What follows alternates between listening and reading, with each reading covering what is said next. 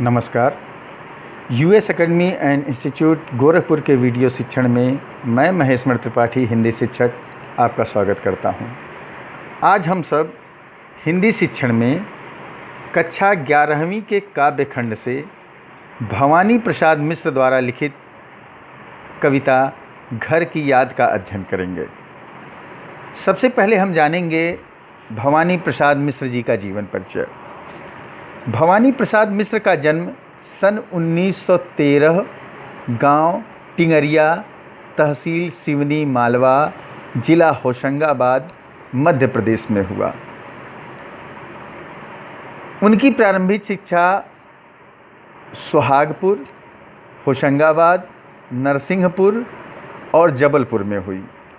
1934-35 में उन्होंने हिंदी, अंग्रेजी और संस्कृत विषय लेकर बीए पास किया। महात्मा गांधी के विचारों के अनुसार शिक्षा देने के विचार से एक स्कूल खोलकर अध्यापन कार्य शुरू किया और इस स्कूल को चलाते हुए 1942 में गिरफ्तार होकर 1945 में छूटे।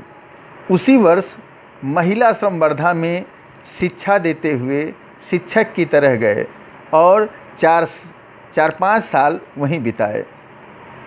कविताएं लिखना लगभग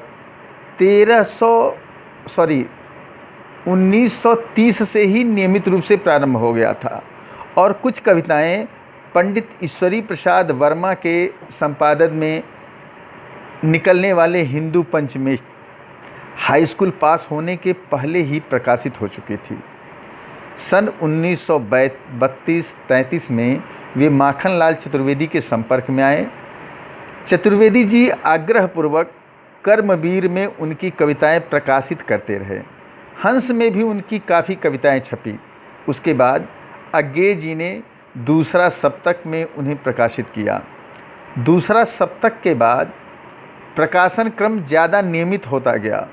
उन्होंने चित्रपट के लिए संवाद लिखे और मद्रास के ABM में संवाद निर्देशन भी किया। मद्रास से वे मुंबई में आकाशवाणी के प्रोड्यूसर हो गए। बाद में उन्होंने आकाशवाणी केंद्र दिल्ली में भी काम किया। जीवन के 33वें वर्ष में वे खादी पहनने लगे। जीवन की सांध्य वेला में वे दिल्ली से नरसिंहपुर, मध्य प्रदेश एक विवाह समारोह में गए थे। वहीं अचानक बीमार हो गए और अपने सगे संबंधियों व परिजनों के बीच 1985 में उन्होंने अंतिम सांस ली। उनके पुत्र अनुपम मिश्र एक सुपरिचित पर्यावरणविद थे। इनकी प्रमुख कृतियां हैं काव्य संग्रह में गीत फरोश, चकित है दुख, गांधी पंचसती, बुनी हुई रस्सी, खुशबू के शिलालेख, त्रिकाल संध्या, व्यक्तिगत, परिवर्तन जिए, तुम आते हो, इदम न मम, शरीर कविता, फसलें और फूल, मानसरोवर दिन, संप्रति, अंधेरी कविताएं, टूस की आग, कालजयी, अनाम, नीली रेखा, तक और सन्नाटा। इनकी बाल कविताएं हैं तुकों के खेल। संस्मरण इन्होंने लिखा है जिन्होंने मुझे रचा और इनका निबंध संग्रह है कुछ नीति कुछ राजनीति। भवानी प्रसाद मिश्र उन गिने चुने कवियों में थे जो कविता को अपना धर्म मानते थे और आम जनों की बात उनकी भाषा में ही रखते थे।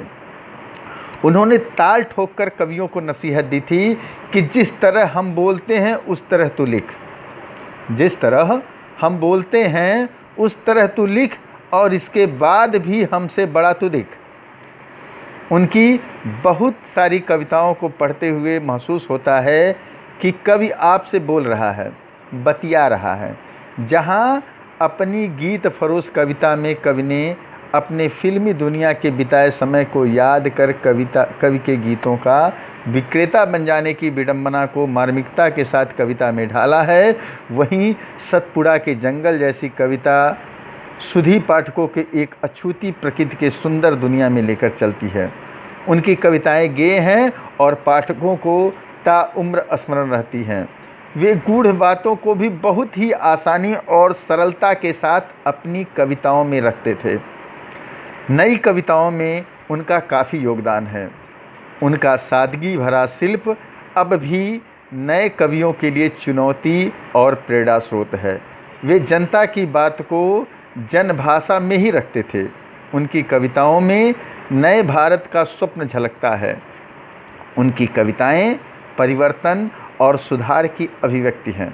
वे आपातकाल में विरोध में खड़े हो गए और विरोध स्वरूप प्रतिदिन 3 कविताएं लिखते थे।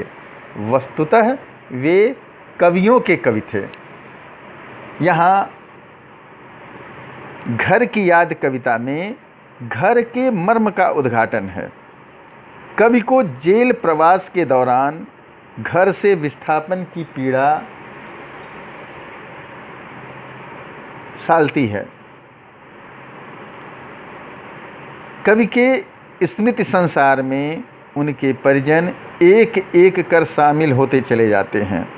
घर की अवधारणा की सार्थक और मार्मिक याद कविता की केंद्रीय संवेदना है। तो आइए हम पढ़ते हैं भवानी प्रसाद मिश्र द्वारा रचित कविता घर की याद। आज पानी गिर रहा है, बहुत पानी गिर रहा है। रात भर गिरता रहा है, प्राण मन घिरता रहा है। यहाँ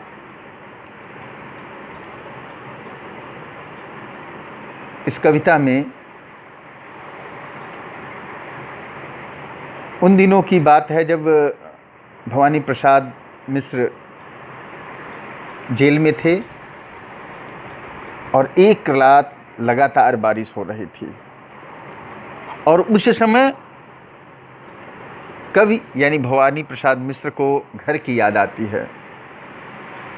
और जब घर की याद आती है तो वह अपनी पीड़ा को व्यक्त करते हैं कि आज पानी गिर रहा है, बहुत पानी गिर रहा है, रात भर गिरता रहा है, प्राण मन घिरता रहा है। उन्होंने देखा कि आज बरसात हो रहा है और बरसात कितना हो रहा है, बहुत पानी गिर रहा है, बहुत ज़्यादा बरसात हो रहा है। और बहुत अधिक बरसात होने के कारण उन्होंने कहा कि रात भर गिरता रहा है, कि बरसात थोड़ी देर के लिए नहीं हुई या थोड़ी देर में ही बहुत ज़्यादा बरसात नहीं हुई, पूरी रात बरसात होती रही।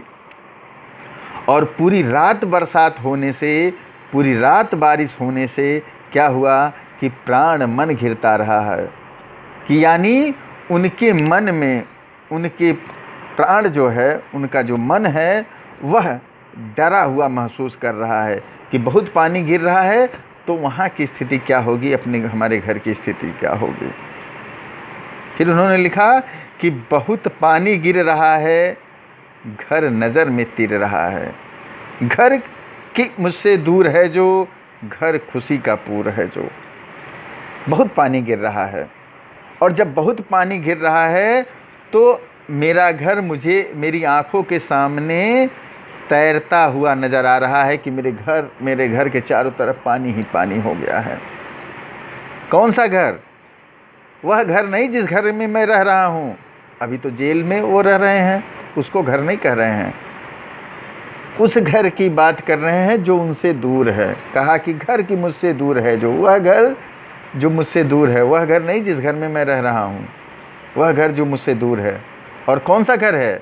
घर खुशी का पूर है जो, वह घर जो मेरी खुशियों का पूरक है, जो मेरी खुशियों का परिचायक है, जिस घर से मुझे खुशियाँ मिली हैं। घर की घर में 4 भाई, मायके में बहन आई बाप के घर, हाय रे परिताप के घर। उन्होंने कहा कि मैं उस घर की बात कर रहा हूँ जिस घर में मेरे 4 और भाई हैं। और इसी के साथ साथ और क्या है कि मायके में बहन आई, और मेरी बहन जो है वो मायके में आई है, माँ के घर आई है। मायके का मतलब होता है कि माँ के घर आई है, यानी वह भी हमारे ही घर हमारे भाइयों के साथ है, शादीशुदा बहन है, इसलिए वह मायके में आई है। बहन आई बाप के घर, बहन कहाँ आई है? बहन आई है बाप के घर, यानी अपने पिता के घर आई है। हाय रे परिताप के घर, वह तो आई थी अपने पिता के घर पे कि जहाँ जाएंगे वहाँ खुशियाँ मिलेंगी, वहाँ सुख मिलेगा, लेकिन उसे नहीं पता था कि वह घर अब परिताप का घर हो गया है, यानी कष्टों वाला घर हो गया है। घर की घर में सब जुड़े हैं, सब की इतने कब जुड़े हैं, चार भाई चार बहनें, भुजा भाई प्यार बहनें। कहा वो घर जिस घर में सभी का आपस में लगाव है, सभी का आपस में बहुत ही गहरा संबंध है, सब एक दूसरे से जुड़े हुए हैं। कौन? चार भाई चार बहनें, चार भाई हैं और चार बहनें हैं। कैसे हैं? भुजा भाई प्यार बहनें। भाई हमारे जो हैं वह भुजा के समान बलिष्ठ हैं, पुरुषत्व रखने वाले हैं, और बहनें हैं जो प्यार को बिखेरने वाली हैं, प्यार को बांटने वाली हैं। और माँ बिन पढ़ी मेरी, दुख में वह गढ़ी मेरी, माँ की जिसकी गोद में सिर रख लिया तो दुख नहीं फिर। कहा माँ, मेरी माँ, जो मेरी माँ पढ़ी लिखी नहीं है, लेकिन वह दुख में गढ़ी हुई है, यानी दुख के समय को भी वह बहुत अच्छे से व्यतीत कर ली है, यानी उसने अपना पूरा जीवन दुखों में ही बिताया है। लेकिन माँ की जिसकी गोद में सिर रख लिया तो दुख नहीं फिर। वह माँ, जिस माँ की गोद में अगर सर रख लिया तो मानो सारे दुख छू मंतर हो जाते हैं, सारे दुख दूर चले जाते हैं। माँ की जिसकी स्नेह धारा का यहाँ तक भी पशारा, उसे लिखना नहीं आता जो कि उसका पत्र पाता। वह माँ जिसके माँ की स्नेह की धारा, जिसके प्यार की धारा यहाँ तक भी फैला हुआ है, यानी उस घर से लेकर के अब मेरी माँ का प्यार और दुलार आज अगर मैं जेल में रह रहा हूँ तो वहाँ तक भी आ रहा है। मेरी माँ को लिखना नहीं आता क्योंकि वह अनपढ़ है, पढ़ी लिखी नहीं है। अगर वह पढ़ी लिखी होती तो उसका पत्र यहाँ ज़रूर आता। तो इसीलिए लिखा कि उसे लिखना नहीं आता जो कि उसका पत्र पाता। उसे लिखना नहीं आता है, इसीलिए उसका पत्र मैं नहीं पा रहा हूँ। पिताजी जिनको बुढ़ापा एक क्षण भी नहीं व्यापा, जो अभी भी दौड़ जाएं, जो अभी भी खिलखिलाएं। कहा मेरे पिताजी जो जिनको अभी भी बुढ़ापे का असर नहीं हुआ है, एक क्षण के लिए भी उनके ऊपर बुढ़ापे का असर नहीं आता, अभी भी मेरे पिताजी दौड़ जाते हैं, अभी भी वह खिलखिला करके हंसते हैं। क्योंकि वृद्धावस्था में जब व्यक्ति के ऊपर जिम्मेदारियां आ जाती हैं तो वह खिलखिला के हंस नहीं पाता है, वह अपनी जिम्मेदारियों के बोझ के तले दबा ही रह जाता है। वह लोगों की चेहरे पे मुस्कान लाने के लिए अपनी मुस्कान को खो देता है। लेकिन उन्होंने कहा कि जो अभी भी खिलखिलाएं वह अभी भी खिलखिला करके हंसते रहते हैं। मौत के आगे न हिचकें, शेर के आगे न बिचकें, बोल में बादल गरजता, काम में झंझाला रसता। कहा अभी भी वह मौत के आगे हिचकिचाते नहीं, यानी मृत्यु से उन्हें कोई भय या कोई डर नहीं है। और शेर के आगे न बिचके, यानी अगर उनके सामने शेर भी खड़ा आ जाए तो वह विचलित नहीं होते हैं। बोल में बादल गरजता, यानी अभी भी उनकी आवाज़ बादल की तरह कड़कती है, बादल की तरह एकदम गरजते रहते हैं। और काम में झंझाला रसता, कि अगर कोई भी काम हो तो वह काम अपने आप ही उनसे दूर भागता चला जाता है। आज गीता पाठ करके, दंड 260 करके, खूब मुगदर हिला लेकर, मूठ उनकी मिला लेकर, आज भी मेरे पिताजी जी श्रीमद् भागवत गीता का पाठ करते हैं और दंड 260 करके, और 260 कम से कम 260 उठक बैठक करते हैं, कसरत करते हैं, खूब मुगदर हिला लेकर, मूठ उनकी मिला लेकर, कि आज भी वह योग साधना करते हैं, आज भी वो कसरत करते हैं। और कसरत कैसे करते हैं कि आज भी मुगदर लेकर के वह एकदम पूरा हिलाते रहते हैं उसको, और यानी उनके बाजुओं में इतनी ताकत है कि वह मुगदरों की मूठ भी मिला देते हैं, दोनों सिरों को मिला देते हैं। जब कि नीचे आए होंगे नैन जल में छाए होंगे, हाय पानी गिर रहा है घर नज़र में तिर रहा है। जब पिताजी घर के ऊपर से नीचे आए होंगे तो उनकी आँखों में, उनके नैन में जल छाए होंगे, यानी आंसू आ गए होंगे। हाय पानी गिर रहा है घर नज़र में तिर रहा है। उन्होंने कहा कि पानी गिर रहा है यानी बरसात हो रहा है, और मेरा घर मेरी आँखों के सामने तैरता हुआ दिखाई दे रहा है, यानी दिखता हुआ सा प्रतीत हो रहा है। 4 भाई 4 बहनें, भुजा भाई प्यार बहनें। कहा कि वह घर, जिस घर में मेरे 4 भाई हैं, मेरी 4 बहनें हैं, मेरे भाई जो हैं मेरी भुजा के समान हैं, यानी मेरे पुरुषार्थ के समान हैं, और मेरी बहनें जो प्यार की प्रतीक हैं, खेलते या खड़े होंगे, नज़र उनके पड़े होंगे। जब पिताजी ऊपर से नीचे आए होंगे तो जो मेरे 4 भाई और 4 बहनें हैं वह या तो खेल रहे होंगे या वहीं कहीं खड़े होंगे, नज़र उनको पड़े होंगे, यानी पिताजी को वो सभी मेरी भाई और बहन दिखाई दिए होंगे। तो पिताजी जिनको बुढ़ापा एक क्षण भी नहीं व्यापा, रो पड़े होंगे बराबर 5वें का नाम लेकर।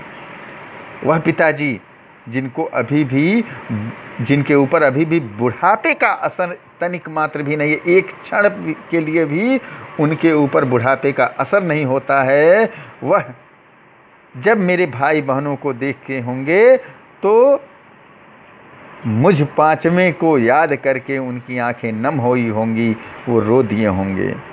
5वां मैं हूँ अभागा, क्योंकि मैं 5वां हूँ, भाग्यहीन हूँ, अभागा हूँ, भाग्यहीन हूँ। लेकिन जिसे सोने पर सुहागा पिताजी कहते रहे हैं, प्यार में बहते रहे हैं। मैं 5वां भाग्यहीन हूँ, लेकिन मुझ 5वें को पिताजी सोने पे सुहागा कहते रहते हैं, और मेरे प्यार में हमेशा ही बहते रहते हैं, और मुझसे बहुत प्यार करते हैं। आज उनके स्वर्ण बेटे लगे होंगे उन्हें हेटे, क्योंकि मैं उन पर सुहागा बधा बैठा हूँ अभागा।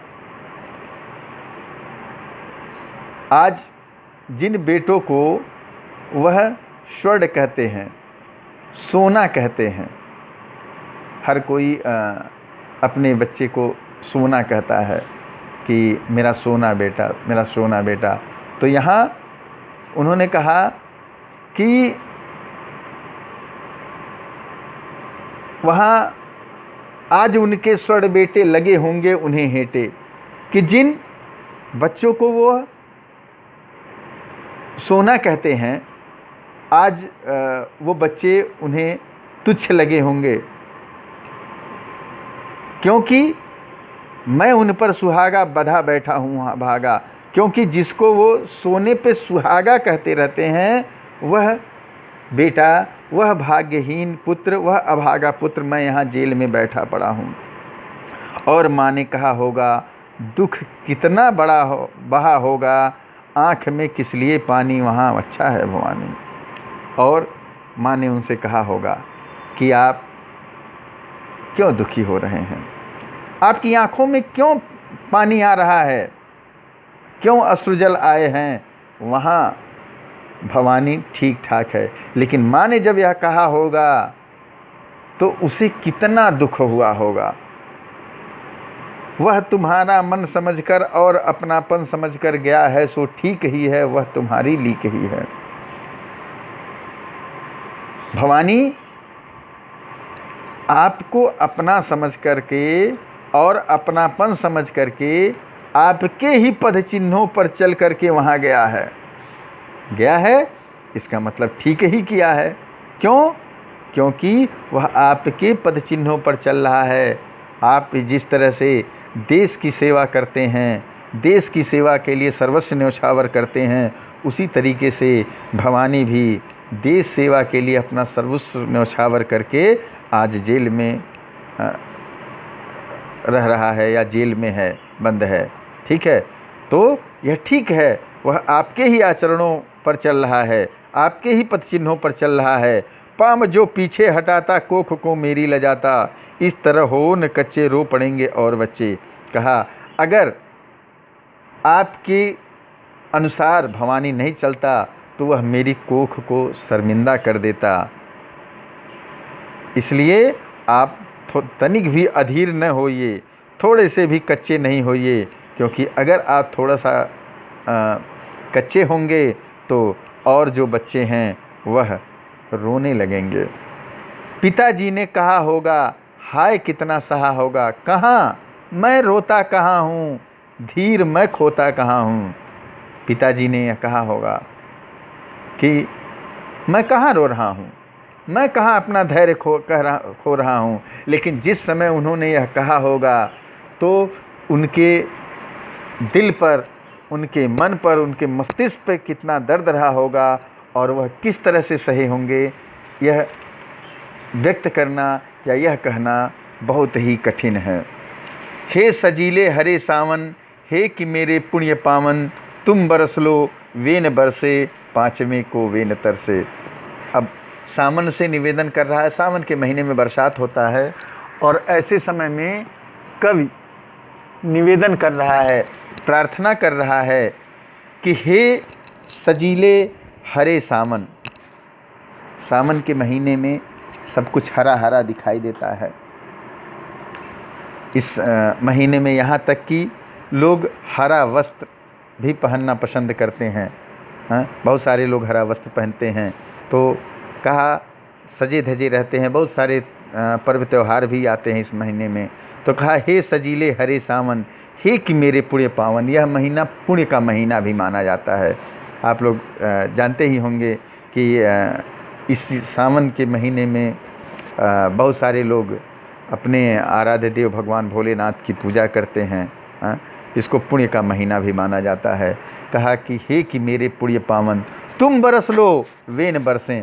यानी बरसात हो, आसमान से बरसात हो, लेकिन उनकी आँखों से बरसात न हो, यानी उनकी आँखों में आंसू न आवे। पाँचवें को वे न तरसे। पाँचवा यानी मैं, यानी भवानी प्रसाद मिश्र के लिए वह तनिक भी तरसे न, यानी उन्हें मेरी याद सतावे ना। मैं मज़े में हूँ सही है, घर नहीं हूँ बस यही है, किंतु यह बस बड़ा बस है, इसी बस से सब विरस है। कहा मैं यहाँ पे मज़े में हूँ, ये सही है, बस अंतर सिर्फ इतना है कि बस अपने घर पे नहीं हूँ, यहाँ जेल में कैद हूँ। किंतु यह बस, केवल कह देना कि बस इतनी सी बात है, यह बस नहीं है, यह बहुत बड़ा बस है, क्योंकि इस बस से सभी विरस हैं। इतना ही कह देने से ही बहुत बड़ी बात नहीं, ये बहुत बड़ा है। घर में और जेल में जमीन आसमान का अंतर है, बहुत बड़ा फर्क है। किंतु उनसे यह न कहना, उन्हें देते धीरे रहना, उन्हें कहना लिख रहा हूँ, उन्हें कहना पढ़ रहा हूँ कि हे सावन, मेरे पिताजी से जाके कह देना कि कोई अंतर नहीं है, बस इतना सा अंतर है कि बस यहाँ नहीं है, इस घर में नहीं है बल्कि उस घर में है। लेकिन उनसे यह न कहना, किंतु उनसे यह न कहना, क्या न कहना, कि घर में और जेल में बहुत अंतर है। उन्हें धैर्य देते रहना, उनसे यह जा करके कह देना कि यहाँ पे भवानी लिख रहे हैं, पढ़ रहे हैं, काम करता हूँ कि कहना, नाम करता हूँ कि कहना, चाहते हैं लोग कहना, मत करो सो कहना। उनसे जा करके कहना कि यहाँ मैं काम करता हूँ और ऐसा काम करता हूँ जिससे उनका नाम होगा, सभी को फक्र होगा। उनसे कहना कि लोग मुझे बहुत चाहते हैं। उनसे कहना कि कोई शोक न करें, मेरे लिए तनिक भी दुख न करें, ऐसा जा कर के उनसे कहना। और कहना मस्त हूँ मैं, कातने में व्यस्त हूँ मैं, वजन 70 शेर मेरा और भोजन ढेर मेरा। उनसे जा कर के कह देना कि मैं यहाँ पे मस्त हूँ, एकदम मस्त मौला की तरह रहता हूँ, और हमेशा कातने में, सूत कातने, गांधी जी की तरह सूत कातने में मैं व्यस्त रहता हूँ। उनसे कहना कि मेरा वजन 70 शेर हो गया है और बहुत ढेर सारा भोजन मैं करता हूँ, कूदता हूँ, खेलता हूँ, दुख डटकर ठेलता हूँ। और कहना मस्त हूँ मैं, यूँ न कहना अस्त हूँ मैं। उनसे जा कर के कहना कि मैं यहाँ बहुत खूब कूदता फानता हूँ, बहुत खेलता हूँ, और जो भी दुख आते हैं उनको डट करके ठेलता हूँ, यानी दुख मुझसे दूर चले जाते हैं। और कहना मस्त हूँ मैं, यूँ न कहना अस्त हूँ मैं। उनसे जा कर के कहना कि बहुत मस्त रहता है, उनसे ये न कहना कि अस्त हो रहा है, यानी छीड़ हो रहा है धीरे धीरे।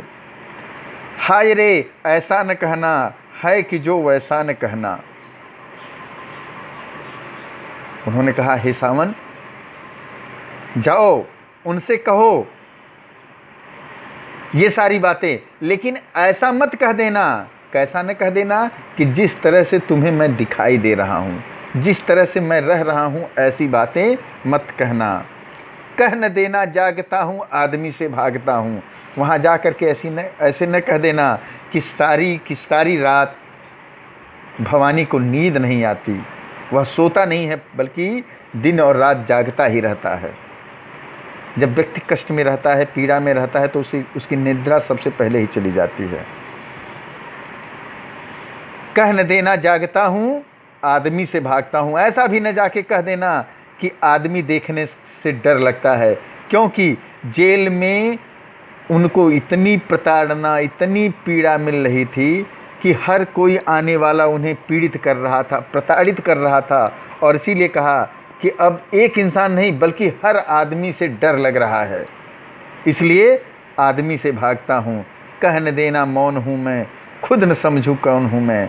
उनसे जाके ये न कहना कि जो भवानी पहले बहुत खिलखिलाता था, पहले बहुत बोलता था, पहले बहुत हंसता था, अब वह भवानी हमेशा मौन रहता है, चुप रहता है, किसी से कुछ भी नहीं कहता है, अपने मन की बात, अपनी बात ही नहीं कहता है। वह भवानी खुद न समझूं कौन हूँ मैं। भवानी यह भी भूल चुका है कि वह खुद कौन है, वह अपना खुद का अस्तित्व, खुद की अपनी पहचान ही भूल गया है। देखना कुछ बक न देना, उन्हें कोई शक न देना। कह रहे हैं हे सावन, जाइए, ऐसा न हो, किसी भी प्रकार का कोई शक न होने देना उनको, कुछ कहना नहीं, कोई भी बात ऐसी मत कह देना। हे सजीले हरे सावन, हे कि मेरे पुण्य पावन, तुम बरस लो वीन बरसें, पाँचवें क्यों वीन तरसें।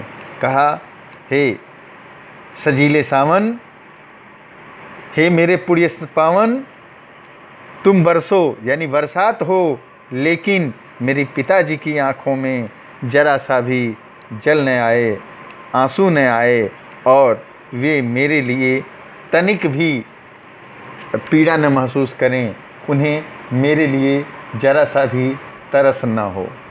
आज के लिए इतना ही, धन्यवाद।